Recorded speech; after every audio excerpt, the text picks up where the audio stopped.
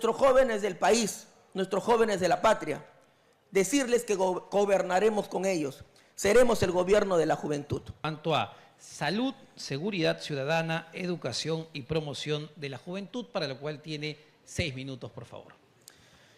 Qué difícil hablar en nuestro país de salud, educación, porque claro, pues, en un país con tantas brechas sociales, en un país con tanto racismo, clasismo, en un país separado de la realidad, es bien sencillo el análisis, ¿no? Hay de los que tienen y de los que no tienen. Es una razón sencilla. Hay de los que se pueden atender en una clínica y de los que no se pueden ir ni siquiera a una posta. Hay de los que podemos tener seguro educación privada y hay de los que ni siquiera huelen la educación en nuestro país. Pero la gran pregunta es, ¿qué debemos hacer? Y lo que creemos en el Perú es que existe un grave problema de redistribución de las riquezas. Se están robando el Perú, están saqueando el Perú. Y van a seguir sacando el Perú mientras no se tenga políticas fuertes, mientras no tengamos un Estado soberano. 75.000 millones en sobreganancias mineras se lleva la gran minería. Se están robando la plata en camiones y nadie dice nada. Nadie visibiliza esos reales problemas que tiene el país.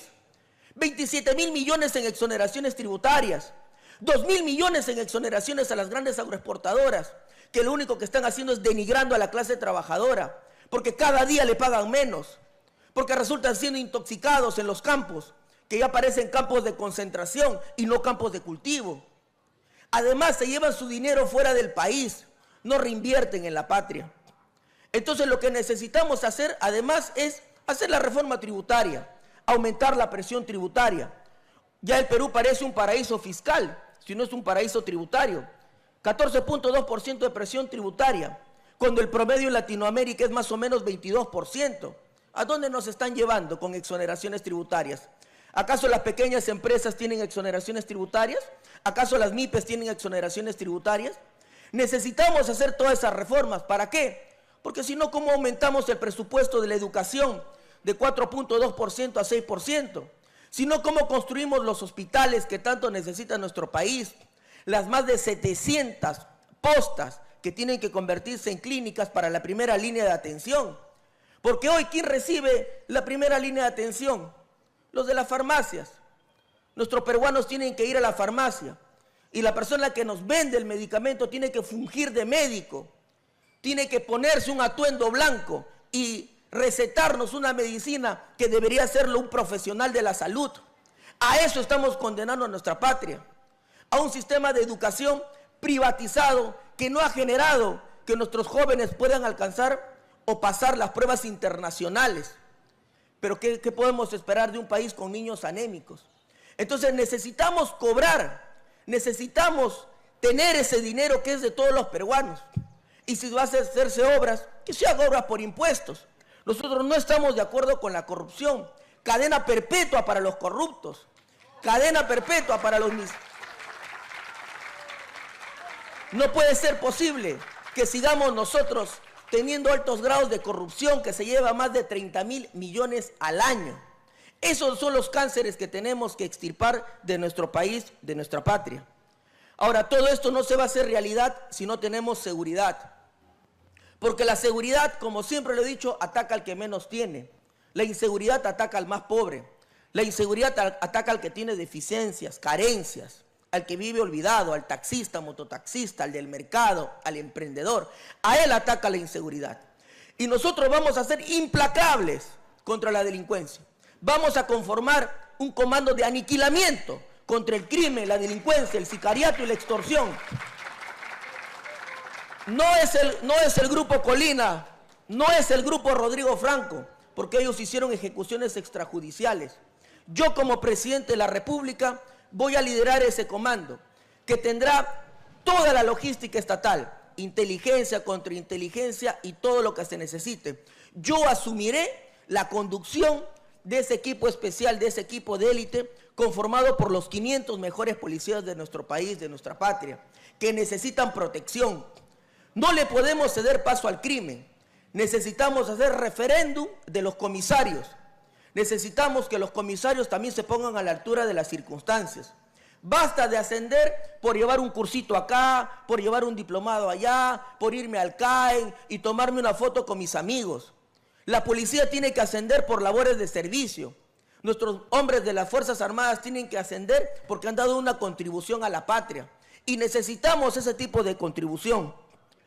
Y además la seguridad no solamente es ciudadana, sino también tenemos otro cáncer que se llama el Brain, donde están apostados unos narcotraficantes que se llaman los Quispe Palomino. Y no puede ser posible que nuestras Fuerzas Armadas no puedan capturar una banda de delincuentes. ¿Hasta cuándo más vamos a esperar? ¿Hasta cuándo más tenemos que esperar que el BRAE no sea una zona de paz, de tranquilidad? Vamos a levantar el estado de emergencia en el BRAE, vamos a segregar solamente una parte específica del Biscatán y vamos a darle 6 meses de plazo al jefe de las Fuerzas Armadas para que entregue la cabeza de los Quispe Palomino, porque si no, ellos serán removidos y encontraremos un héroe de la patria que nos dé la libertad, la tranquilidad y la paz. Para los jóvenes,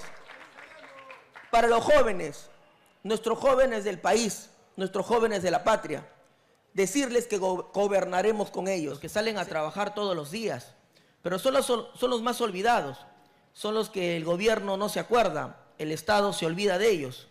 ¿Será porque no tienen a sus amigos? ¿Será porque no tienen a las personas que los financian?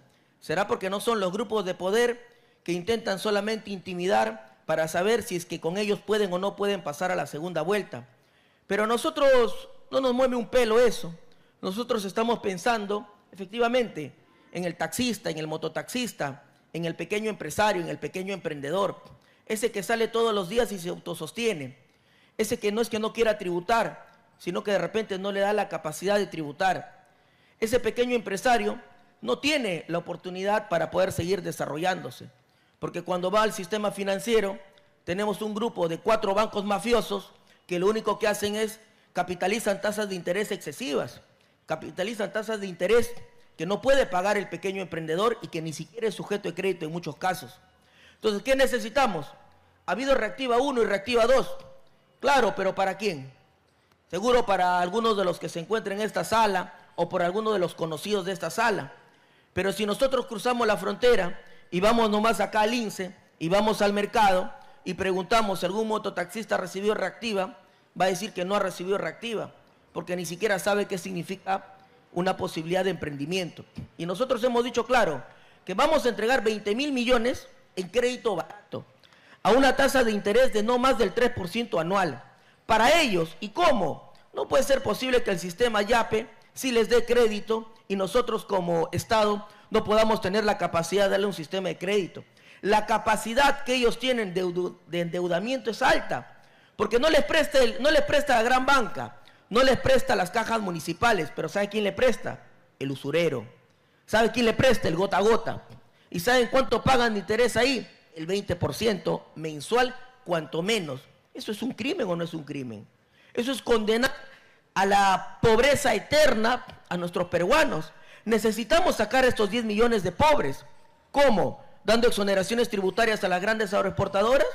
¿Cómo? ¿No cobrando las sobreganancias mineras? ¿Seguir con los 27.000 millones de exoneraciones tributarias?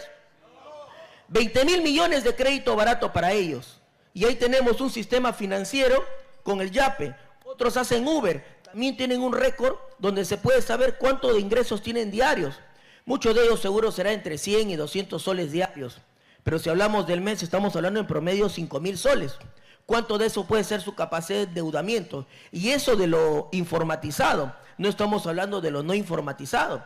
Entonces necesitamos entender que tenemos que ir a ellos, a los que menos tienen, a los que no tienen la capacidad que el Estado les brinde una oportunidad de poder salir adelante.